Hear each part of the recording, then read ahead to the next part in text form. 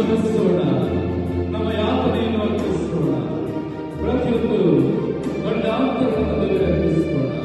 ಹೌದು, ದೇವರು ನಮ್ಮೊಂದಿಗಿರುವಾಗ ನಮಗೆ ಯಾವುದೇ ಭಯ ಬೇಡ, ಯಾವುದೇ ಚಿಂತೆ ಬೇಡ. ಎಲ್ಲವನ್ನು ಅವರೇ ನಮಗೆ ಪರಿಹಾರ ನೀಡುವರು. ನಮಗೆ ಎಲ್ಲದಕ್ಕೂ, ಎಲ್ಲ ಪ್ರಶ್ನೆಗಳಿಗೆ ಉತ್ತರ ನಮ್ಮ ದೇವರು ಮಾತ್ರ.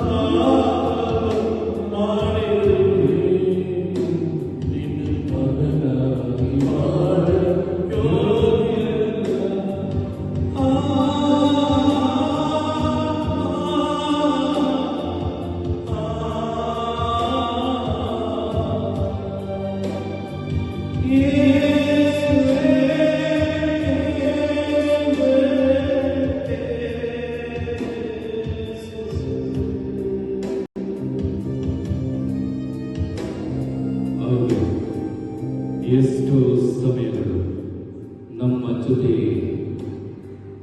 ಯೇಸು ಇದ್ದರು, ಯೇಸುವನ್ನು ಗುರುತಿಸಿಲ್ಲ, ಯೇಸುವನ್ನು ಧಿಕ್ಕರಿಸಿದ್ದೇವೆ, ಯೇಸುವನ್ನು ತಳ್ಳಿ ಹಾಕಿದ್ದೇವೆ, ಯೇಸುವನ್ನು ಸ್ವೀಕರಿಸಲಿಲ್ಲ, ಬರೀ ಪೂಜೆಗೆ ಬಂದಿಲ್ಲ, ಜಪಸರದಲ್ಲಿ ಭಾಗವಹಿಸಲಿಲ್ಲ, ಧರ್ಮಸಭೆಗೆ ವಿರೋಧವಾಗಿ ನಡೆದಿದ್ದೇವೆ, ಆಜ್ಞೆಗಳನ್ನು ಬಾಳಿಗೆ ತೋರುತ್ತೇವೆ.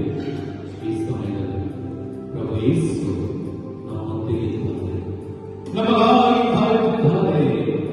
ದುಂದುಗಾರ ಮನೆಗೆ ಪ್ರಭು ಯೇಸು ಕಾಯುತ್ತೆ. ಇಂದು ದೇವರು ಯೇಸು ಅದೇ ದೇವರು ನಮಗೋಸ್ಕರ ಕಾಯುತ್ತಿದ್ದಾನೆ. ನನ್ನ ಮಗ ಯಾವಾಗ ಮರಳಿ ಬರುವನು, ನನ್ನ ಮಗ ಯಾವಾಗ ಮರಳಿ ಬಂದು ನನ್ನೊಂದಿಗೆ ಐಕ್ಯಪಟ್ಟುವನು, ನನ್ನ ಪ್ರೀತಿಗೆ ನನ್ನ ಆ ಒಂದು ನೇಮ ಕೇಳಿಕೊಳ್ಳುವನು ಎಂದು ಪ್ರಭು ಯೇಸು ಇಂದು ನನಗೋಸ್ಕರ ಕಾಯುತ್ತಿದ್ದಾನೆ. ಇಂದು ನಮ್ಮನ್ನು ಅರ್ಪಿಸೋಣ, ಪ್ರಭುವಿಗೆ ನಮ್ಮನ್ನು ನೀಡೋಣ. ಹೊಸ ಮತ್ತು ಅನಂತ ಒಡಂಬಡಿಕೆಯ ನನ್ನ ರಕ್ತದ ಪಾತ್ರ. ಈ ರಕ್ತವು ನಿಮ್ಮ ಎಲ್ಲ ಮಾನವರ ಪಾಪಗಳ ಪರಿಹಾರಕ್ಕಾಗಿ ಸುರಿಸಲ್ಪಟ್ಟು ಇದನ್ನು ನನ್ನ ಸ್ಮರಣೆಗಾಗಿ ಮಾಡಿ.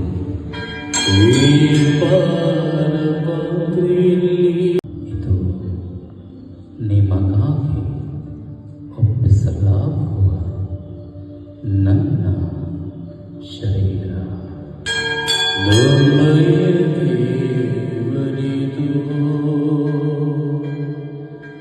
ನಮ್ಮಯ ಕುರುಬನಿದು. ಈ ಬಲಿಪೀಠ ಈ ಭೋಜನೊಂದಿಯಲ್ಲಿ ದೇವರ ಮುಖಾಂತರವು ಇವರೊಂದಿಗೆ ಇವರಲ್ಲಿಯೂ ಸರ್ವಶಕ್ತ ತಂದೆಯಾದ ದೇವರೇ, ಪವಿತ್ರಾತ್ಮರ ಐಕ್ಯದಲ್ಲಿ ಸರ್ವಗೌರವ ಮಹಿಮೆಯು ಯುಗ ಯುಗಾಂತರಕ್ಕೂ ನಿಮಗೆ ಸಲ್ಲಲಿ.